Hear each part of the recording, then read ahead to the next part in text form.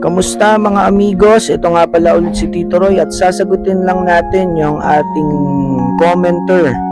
Yung tanong ng isang commenter natin sa ating video na si Ate El Santiago. Ang sabi niya is, bakit sir ako? Yung live-in partner ko, seloso. Babaeng bahay naman ako, yun ata yung gusto niya sabihin. Palengke at school lang yung pinupuntahan ko pero siya pala ng bababae. Yun ang comment ni Ate El Santiago.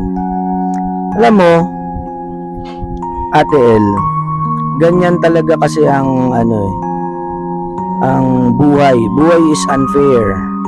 Lalo na sa kababaihan at kalalakihan, hindi talaga magtutugmayan at talagang medyo unfair. At usually naman kasi pagka kung sino yung